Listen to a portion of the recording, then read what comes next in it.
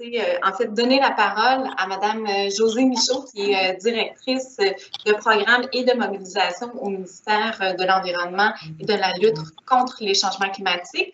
L'allocution de Mme Michaud va porter davantage sur le plan de mise en œuvre du PEV. Donc, Mme Michaud, à vous la parole. Merci beaucoup. Bonjour tout le monde. J'ai prévu une petite présentation là, pour accompagner ce que j'aurai à vous présenter aujourd'hui. Je ne sais pas si elle va apparaître là. Oh, super, merci. Donc, merci pour l'invitation. Je suis très contente de venir vous parler du PEV aujourd'hui. On est tous heureux au ministère là, de commencer à vous présenter toutes les belles mesures qu'on a mis en place pour assurer là, un plan de mise en œuvre cohérent là, pour les prochaines années. Il y a beaucoup de matériel. Je vais essayer de vous présenter un peu les grandes orientations du PEV et à l'intérieur de celui-ci, comment les mesures se déclinent à l'intérieur du plan de mise en œuvre. Donc, de faire un peu le lien entre les deux documents. Donc, prochaine diapo, s'il vous plaît. Peut-être juste vous rappeler pour la plupart des gens là, que le processus d'élaboration a été très vaste. En 2019, il y a eu 5 groupes de travail qui ont été appelés à collaborer au PEV et au plan de mise en œuvre.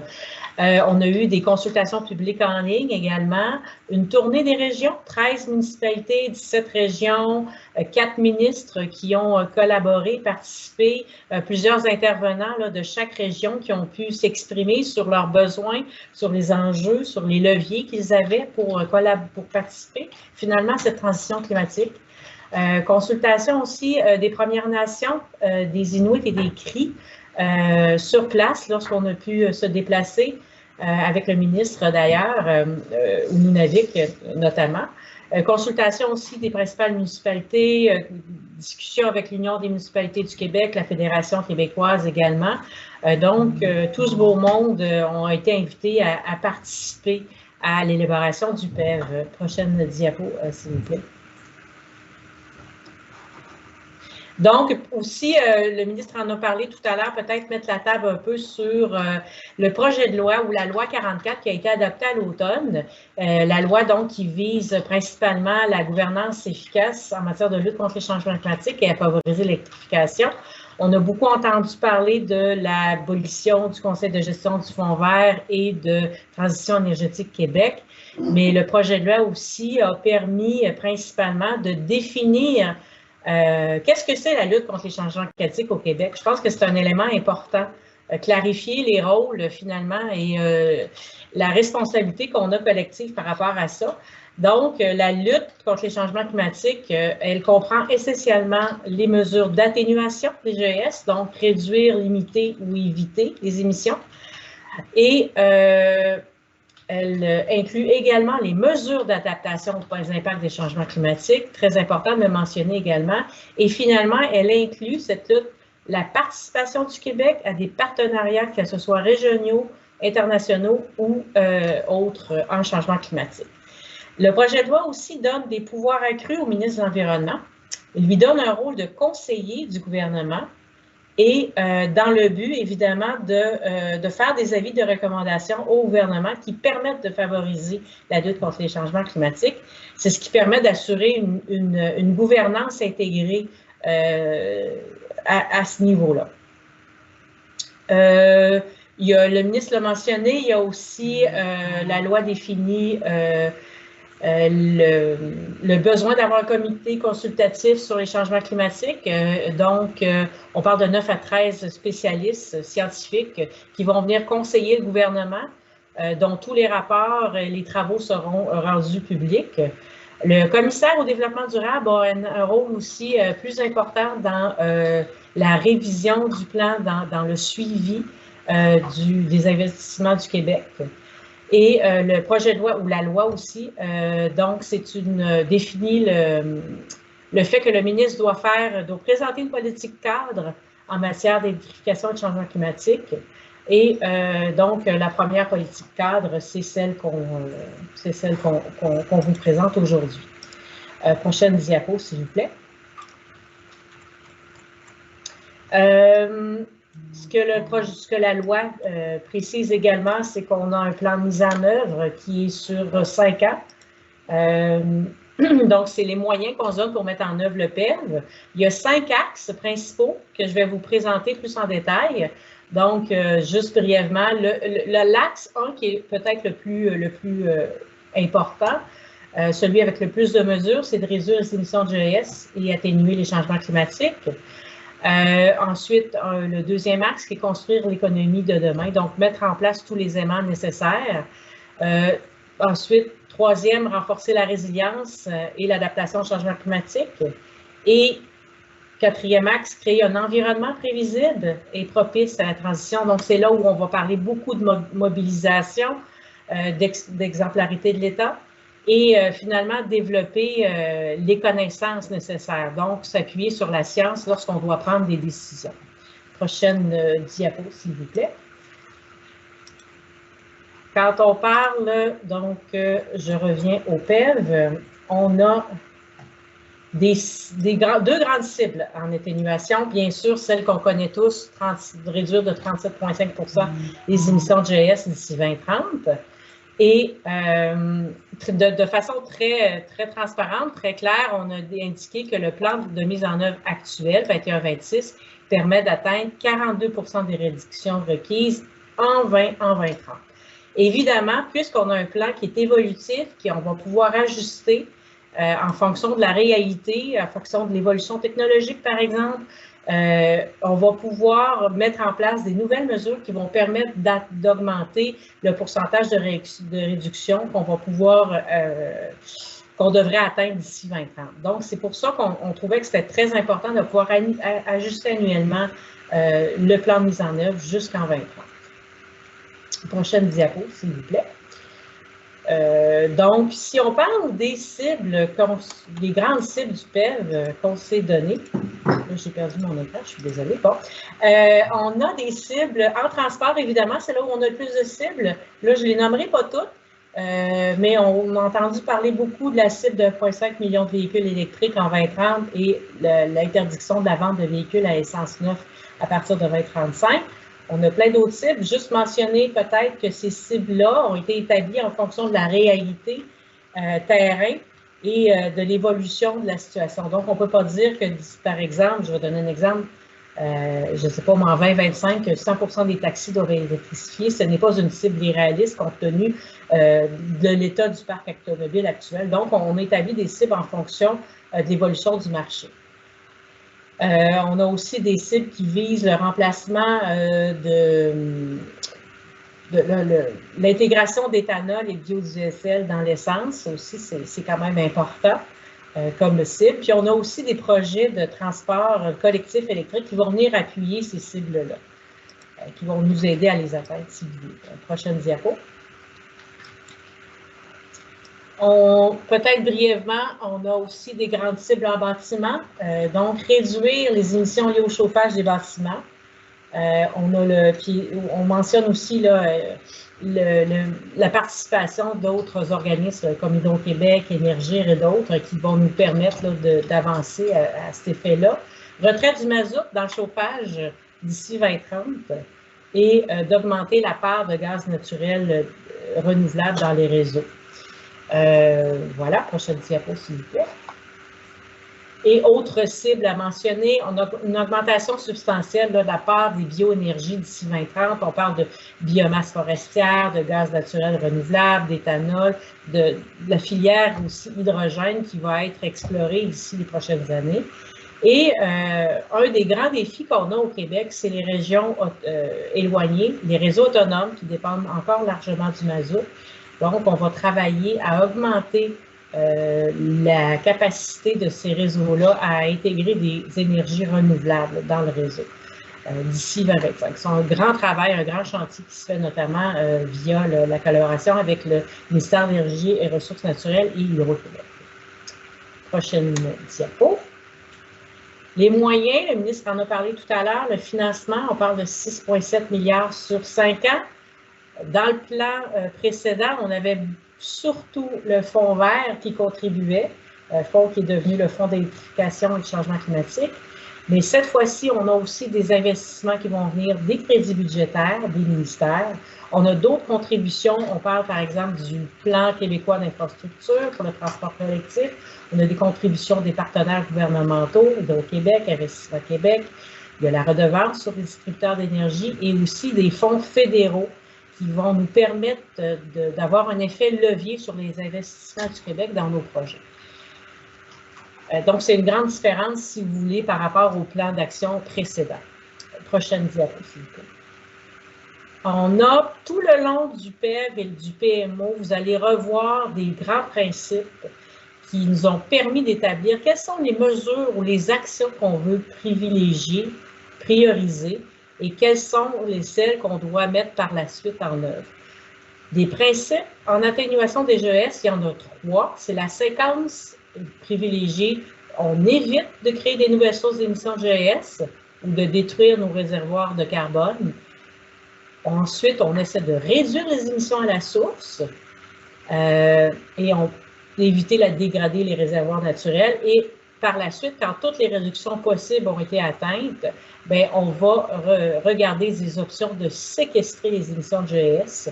On va donner exemple dans le milieu industriel, comment séquestrer les émissions dans une formation géologique, par exemple. Donc, on a toujours cette séquence-là dans la priorisation des actions, éviter, réduire et séquestrer. Prochaine diapo, s'il vous plaît. J'accélère. En adaptation, on se base sur la science, le climat futur, on agit en prévention et on a une séquence d'intervention. Est-ce qu'on a le savoir nécessaire? Est-ce qu'on a les outils nécessaires? Et ensuite, comment allons-nous agir pour mettre en place ces solutions? Donc, je vais passer, on va présentement passer à la prochaine diapo, qui explique de façon générale, là, je ne m'attarderai pas sur donner, parce que je voudrais vraiment tomber sur les orientations, priorité à l'électrification, mais toujours dans cette séquence-là, éviter, réduire et séquestrer, et électrifier les transports et l'économie. Une prochaine, s'il vous plaît.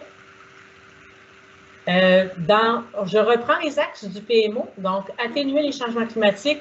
Le plus gros morceau, c'est le transport. On le sait tous, c'est là où on a le plus d'émissions au Québec. C'est là où c'est un des 2 secteurs où il n'y a pas eu de réduction depuis les années 90, qu'on a plutôt observé des augmentations.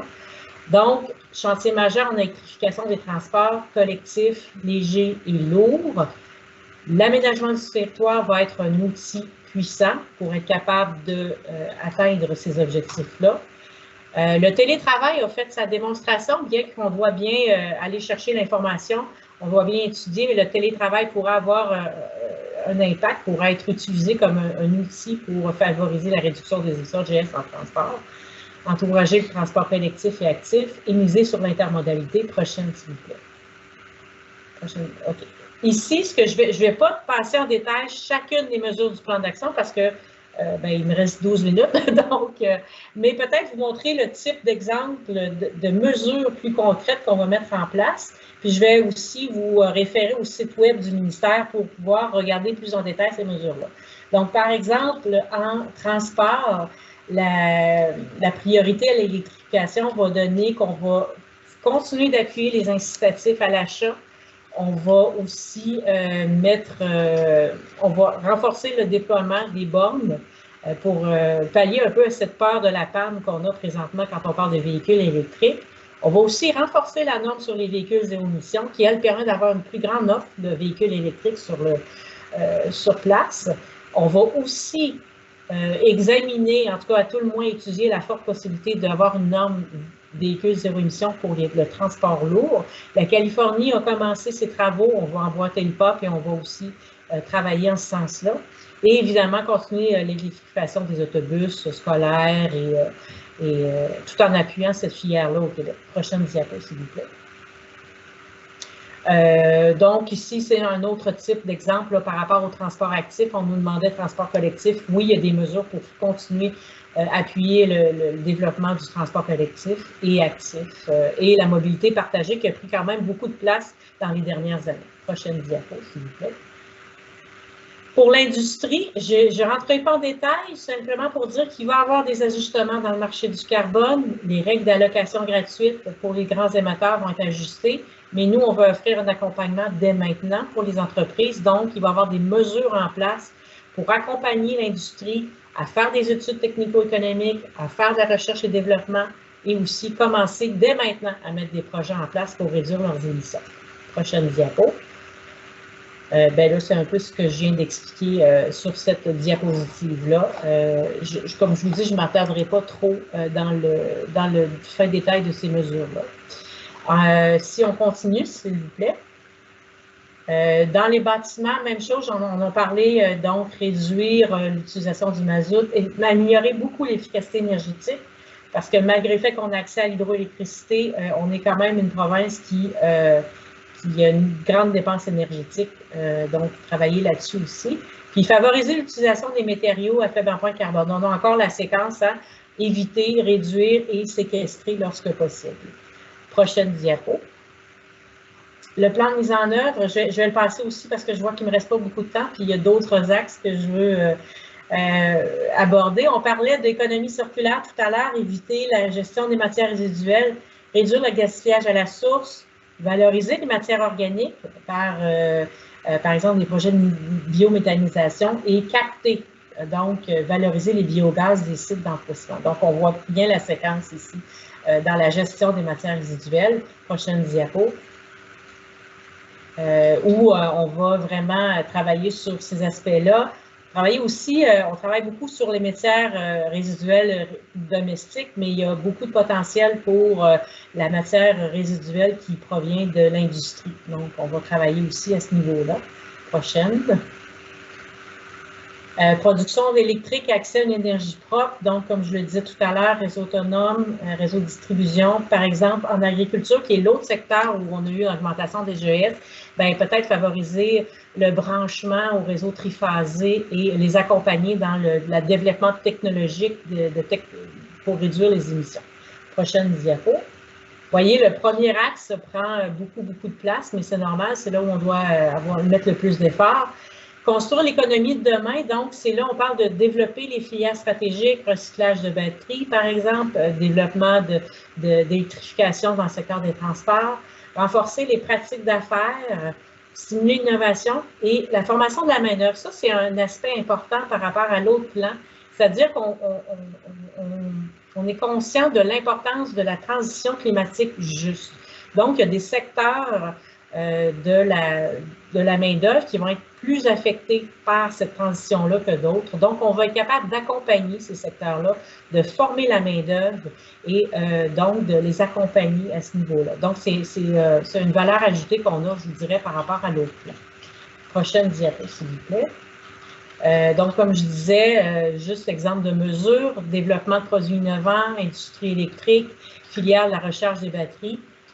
Développer une stratégie québécoise de l'hydrogène vert et des bioénergies. Donc, évaluer ce potentiel-là avant justement de se baser sur la connaissance avant de se lancer. Donc, de bien étudier les potentiels de cette filière-là et d'augmenter le gaz naturel renouvelable dans le réseau. Prochaine diapo. J'espère que je vais y arriver. S'adapter au changement climatique. Donc, dans les plans précédents, et notamment grâce à des travaux comme ceux d'Ouranos, on a bien cerné les risques liés au changement climatique.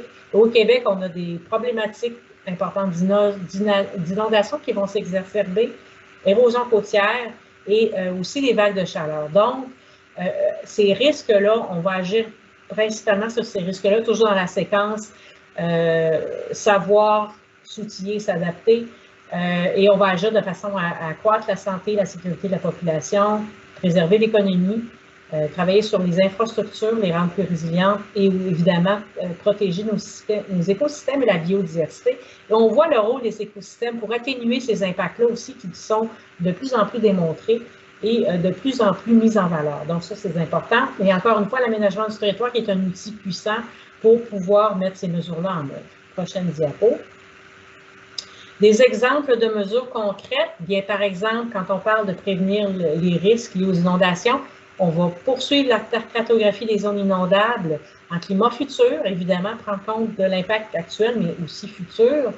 planifier et implanter des solutions face aux inondations et améliorer tous nos outils. Par exemple, améliorer la prévision des débits des cours d'eau, améliorer les projections climatiques futures. Même chose pour l'érosion, donc on veut bien cartographier ces risques-là, élaborer des plans de gestion intégrés pour l'érosion. C'est très circonscrit dans les régions côtières. Et ensuite, implanter des solutions qui vont permettre de régler ou d'atténuer la problématique tout en préservant les zones en amont et en aval de ces lieux problématiques. Même chose pour les eaux de chaleur. Prochaine diapo. Quatrième axe, qui est créer un environnement prévisible et propice. Donc, on veut accélérer le changement d'exemplarité de l'État. C'est très important que l'État montre l'exemple dans la gestion de ses parcs de bâtiments, de parcs de véhicules, par exemple. Mobiliser et agir en partenariat au Québec et à l'international et intégrer davantage les changements climatiques dans les politiques et les pratiques. Puis le ministre a mentionné tout à l'heure la loi sur la qualité de l'environnement qui maintenant les promoteurs devront intégrer les GES et l'adaptation dans leur planification. Prochaine. Exemple de mesure, on veut déployer une stratégie de mobilisation. Donc, c'est-à-dire, on veut mobiliser les citoyens et les autres parties prenantes, mais pour ça, bien, on doit se documenter, on doit donner accès à de l'information qui est facilement intégrable et ensuite, donc, travailler ensemble pour pouvoir changer les comportements. Donc, on veut un tout plus intégré. Soutenir aussi les communautés quand ils mettent en œuvre des projets. Travailler davantage avec les communautés autochtones pour agir de façon à bien répondre à leurs besoins. On parle aussi dans le nord du Québec ou même dans le sud également. Étendre nos partenaires stratégiques aussi à l'extérieur du Québec et soutenir toutes les initiatives québécoises de coopération climatique. Il a été réitéré là, que c'est important que les pays industrialisés collaborent à cette coopération-là, puis viennent appuyer les pays en développement là, pour réduire leurs gaz à effet de serre et mieux s'adapter. Prochaine, je pense que je vais y arriver. Finalement, un axe très important qui est transversal à tout ça, c'est de développer et diffuser les connaissances nécessaires pour guider la transition. Donc, vraiment s'appuyer sur la science, les inventaires GES, nos modèles GES, les réseaux de suivi du climat, les modèles climatiques, bien évaluer les coûts et les bénéfices des retombées économiques. On en a parlé tout à l'heure, quand on investit $1 en adaptation, on en sauve 6. C'est super important de bien comprendre quels sont ces coûts-là. Soutenir nos pôles d'expertise qui sont quand même assez importants au Québec et mieux mesurer l'impact de nos plans et de communiquer le progrès qu'on a. Donc, de mieux communiquer avec la population cet effet-là. Je pense que c'est la dernière diapo, peut-être la prochaine. Voilà. Donc, pour les mesures détaillées, je vous invite vraiment à aller voir le site du ministère où on a un tableau complet là, de toutes les mesures qu'on entend mettre en œuvre. Se rappeler que c'est un plan évolutif. Donc, à chaque année, on va avoir la capacité de s'adapter et de moduler les actions en ce sens-là. Et voilà, je vous remercie beaucoup de votre attention.